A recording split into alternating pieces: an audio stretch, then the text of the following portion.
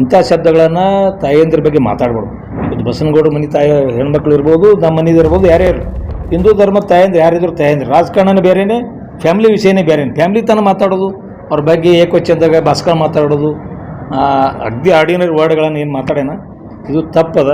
ನೀವು ರಾಜಕಾರಣ ಏನಾರು ಆರೋಪ ಮಾಡೋದಿತ್ತು ಬಸನಗೌಡಗೆ ಬೈರಿ ಅನ್ರಿ ಏನಾರು ಮಾಡ್ರಿ, ಬೇಡ ಅನ್ನಂಗಿಲ್ಲ. ಆದ್ರೆ ಅವ್ರ ಮನೆ ಹೆಣ್ಮಕ್ಳನ್ನ ಅಥವಾ ಟೋಟಲಿ ಹಿಂದೂ ಮಂದಿ ಹೆಣ್ಮಕ್ಳ ಬಗ್ಗೆ ಮಾತಾಡೋದು, ಎಲ್ಲರಿಗೂ ಹೆಣ್ಮಕ್ಳು ಅಷ್ಟೇ ಅದ. ಯಾರು ಹೇಳ ಖಾಲಿ ಬಿದ್ದಾರ ಅಲ್ರಿ? ಅದ್ರ ಬಗ್ಗೆ ನೀವು ಅದ್ರ ಬಗ್ಗೆ ನಾನು ಸಪೋರ್ಟ್ ಮಾಡೀನಿ. ಅದಕ್ಕೆ ನೀವು ಸಿಟಿ ಬರ್ತೀರಿ, ಮತ್ತೆ ಸಿಟಿ ಮಾತಾಡೋದಲ್ಲ ಅದು ಅಲ್ಲ, ಅದಕ್ಕೆ ಸಿಟಿ ಬರ್ತೀರಿ. ಅಲ್ಲಲ್ಲ, ನಾ ಅದ್ರ ಬಗ್ಗೆ ನಾ ಪರವಾಗಿ ಮಾತಾಡಿಲ್ಲ, ಅದಕ್ಕೆ ಬರ್ತೀರಿ ನೀವು.